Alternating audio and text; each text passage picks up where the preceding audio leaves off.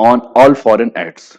News 18 cover करते हुए लिख रहा है कि US suspend funding to Bangladesh after Trump order 90 days freeze on all foreign aids. यानी कि अमेरिका ने जो है वो बांग्लादेश पर सभी तरह के जो भी मदद हैं, जो भी सब्सिडी हैं, जो भी समझौते हैं, उनको तुरंत बंद करने का आदेश लिया है।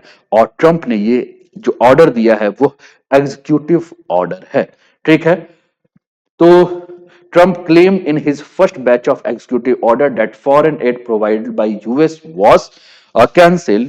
ठीक, अब अमेरिका के राष्ट्रपति डोनाल्ड ट्रंप की सरकार जब आई है तो रविवार को, यानी कि कल की अगर हम बात करें, तो बांग्लादेश को दी जाने वाली सभी तरह के मदद को बंद करने का फैसला लिया गया है। और United state agency for international development USAID ने बांग्लादेश में अपनी सभी परियोजनाओं को बंद करने का दिशा निर्देश भी जो है वो जारी कर दिया है। इसको लेकर यूएसएआईडी की तरफ से अगर हम बात करें तो एक लेटर भी जारी किया गया है। आइए उस लेटर को भी हम लोग देखते हैं और उस लेटर को देखते हुए हम बात करते हैं। आपकी स्क्रीन पर ये Trump stop US aid to Bangladesh देखने को मिल रहा है।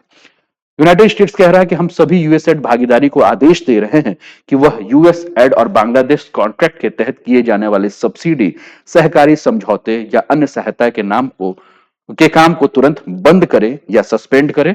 इससे पहले ट्रंप प्रशासन ने शुक्रवार से इजरायल मिस्र और फूड प्रोग्राम को छोड़कर विदेशी देशों को मिलने वाली सभी मदद को जो है अमेरिका ने रोक भी लगा दिया है।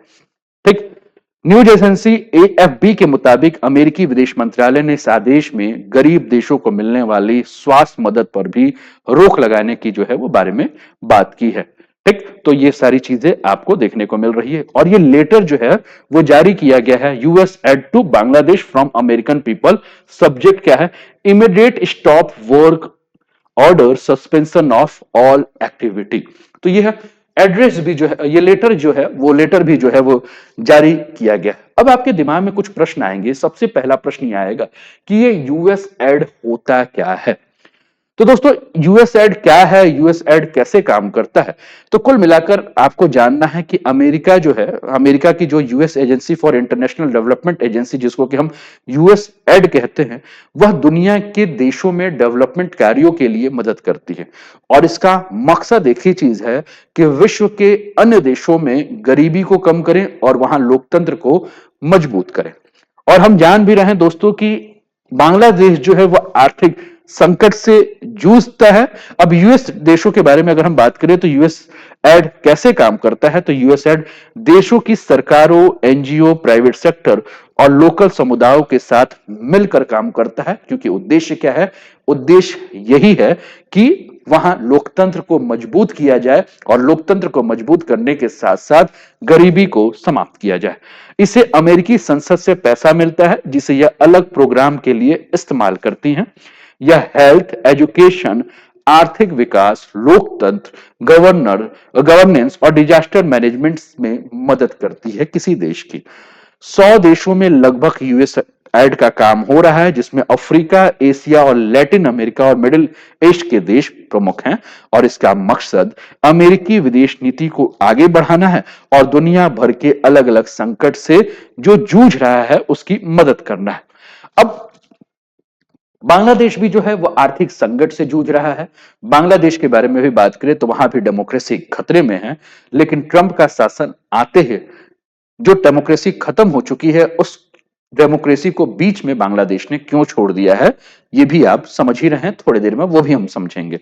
लेकिन जैसा कि हम बात कर रहे हैं कि इस समय बांग्लादेश में इकोनॉमिक क्राइसिस चल रहा है, इकोनॉमिक रिस्क है, आर्थिक संकट से जो है बांग्लादेश जूझ रहा है, जो कि वहां का एक समाचार पत्र है बांग्लादेश का, वहीं से हमने जो है इस रिपोर्ट को उठाया है।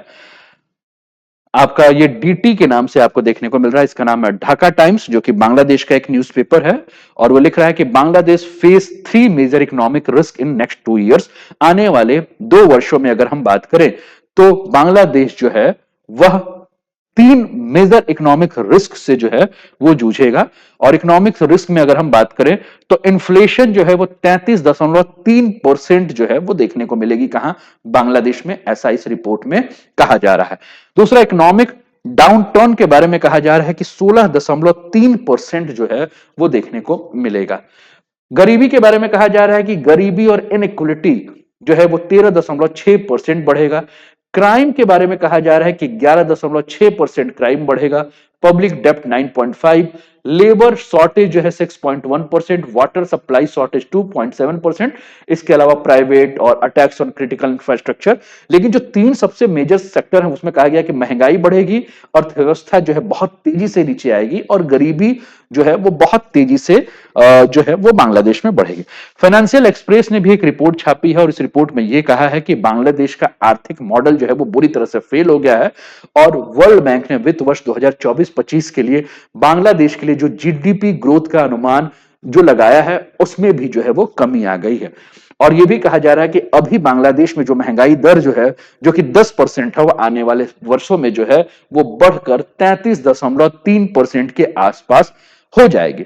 अमेरिका ने जो है अपने यहां से जब मदद बंद कर दिया है, जो कि उसकी गरीबी को खत्म करने के लिए जो परियोजनाएं थी वो सब बंद हो गई हैं, तो बांग्लादेश की मुसीबत और भी ज्यादा जो है वो बढ़ सकती है।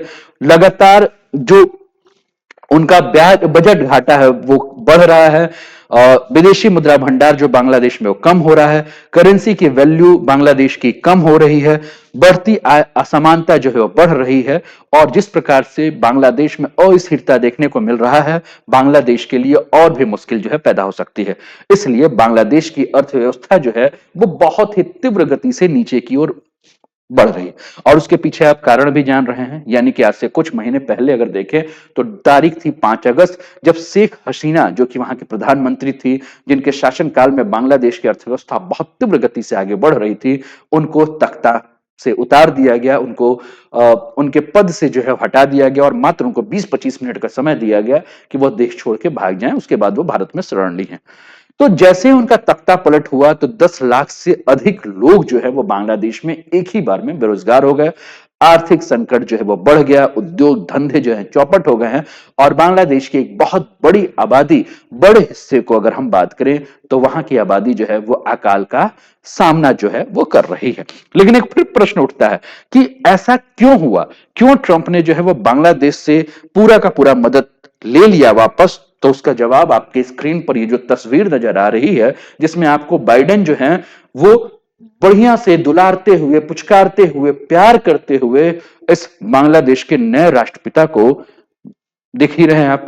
यानी कि कुल मिलाकर अगर हम बात करें तो बांग्लादेश की जो अंतरिम सरकार है, इस अंतरिम सरकार को यानी कि यूनिस की सरकार को जो है वो बाइडेन बड़ा अच्छे से जानते हैं। यानी कि यूनिस की जो सरकार है, जो अंतरिम सरकार है, वो डेमोक्रेटिक पार्टी की समर्थक है और ट्रंप जो है वह अलग विचारधारा के हैं। यानी कि बांग्लादेश के अंतरिम सरकार की जो मुखिया है मोहम्मद यूनिस, वो अमेरिका की जो विपक्षी डेमोक्रेटिक पार्टी है उनका समर्थन कर रहे हैं। और 4 महीना पहले जब यूएनजीए की मीटिंग हुई थी तो इस यूएनजीए की मीटिंग में तत्कालीन राष्ट्रपति बाइडेन ने जब उन्हें गले लगाया तो ट्रंप को बड़ा गुस्सा है। ट्रंप ने कहा, अच्छा बेटा, हम आते हैं, तुम्हें बताते हैं, सारी तुम्हारी सेखी को अभी बिगाड़ते हैं। तो ट्रंप ने जो है वह आते ही सबसे पहले मदद छीन लिया और ट्रंप ने उस समय बांग्लादेश के लिए क्या स्टेटमेंट दिया था वो आपके स्क्रीन पर आपको देखने को मिल रहा है। ट्रंप ने यूनिस सरकार की आलोचना करते हुए कहा था कि अपने इलेक्शन कैंपेन के दौरान उन्होंने बांग्लादेश की अंतरिम सरकार को हाथ लेते हुए कहा था कि हिंदुओं पर हमला जो है वो बांग्लादेश सरकार रोके। बांग्लादेश में भीड़ हिंदुओं पर हमला कर रही है, लूटपाट कर रही है, वहां अराजकता की स्थिति है और मेरे कार्यकाल में ऐसा कभी नहीं होता। कमला और बाइडेन ने अमेरिका समेत पूरी दुनिया में हिंदुओं की अनदेखी की है। ये बहुत बड़ा स्टेटमेंट जो ट्रंप के द्वारा दिया है वो कहीं ना कहीं स्टेटमेंट यह दिखाता है कि ट्रंप का किस प्रकार से भारत के प्रति झुकाव है और हिंदू के नाम पर ट्रंप किस प्रकार से भारत में रहने वाले जो भी हिंदू हैं उनको अपनी तरफ खींच रहे हैं। ठीक है, तो कहीं ना कहीं बाइडेन के प्रति मोहम्मद यूनिस का लगाव और ट्रंप का आते ही शासन में जो दूरियां हमें देखने को मिल रही है, कहीं ना कहीं सबसे बड़ा कारण है अमेरिका का जो यूएस एड था उसको बंद करना। लेकिन इसके अलावा एक और न्यूज जो है इसके साथ जुड़ गया कि जिस प्रकार से बांग्लादेश और पाकिस्तान के बीच में फिर से प्रेम पनप गया है। प्रेम पनप गया यानी कि 1971 में बांग्लादेश यानी कि पूर्वी पाकिस्तान और पश्चिमी पाकिस्तान के बीच विभाजन हुआ और 71 के बाद अगर हम बात करें तो 2025 तक अगर हम बात करें तो पहली बार आईएसआई के प्रमुख जो है वो पाकिस्तान से बांग्लादेश पहुंचे हैं। और बांग्लादेश ने एक चीज और कहा है, क्या कहा है कि डायरेक्ट फ्लाइट जो है वो पाकिस्तान से बांग्लादेश जो है वो जल्द ही स्टार्ट होंगे, यानी कि फ्लाइट सेवा शुरू कर रहे हैं। और इस फ्लाइट सेवा से यानी कि सीधी हवाई सेवा से जो है वो बांग्लादेश और पाकिस्तान के बीच का जो प्रेम है वो और भी ज्यादा प्रगाढ़ होगा। और इसको लेकर बांग्लादेश के जो हाई कमिश्नर हैं जिनका नाम है मोहम्मद इकबाल हुसैन, उन्होंने ये बात जो है वो कही कि हम तुरंत जो है इसको शुरू करेंगे और अपने ऐतिहासिक संबंधों को फिर से एक नया रूप और नया रंग देंगे, क्योंकि इसके माध्यम से बांग्लादेश और पाकिस्तान के बीच में टूरिज्म का, शिक्षा का, व्यापार का जो है वह सहयोग बढ़ेगा। और डायरेक्ट फ्लाइट अगर शुरू किया जाता है तो इससे हमारे डिप्लोमेटिक रिश्ते भी जो है वो और ज्यादा मजबूत होंगे। आप क्या सोचते हैं अपना कमेंट करके जरूर बताएं। तो वीडियो कैसा लगा जरूर बताएं, लाइक शेयर सब्सक्राइब अवश्य करें। तो ये रहा दोस्तों आज का टॉपिक, उम्मीद करते हैं कि आज का टॉपिक आप लोगों को पसंद आया होगा। ठीक, तो फिर मिलते हैं फिर नेक्स्ट क्लास में, तब तक अपना ध्यान रखिए, स्वस्थ रहिए, मस्त रहिए, तंदुरुस्त रहिए, हंसते खेलते मुस्कुराते हुए जीवन का आनंद लीजिए। जय हिंद, जय भारत, गुड नाइट, शुभ रात्रि।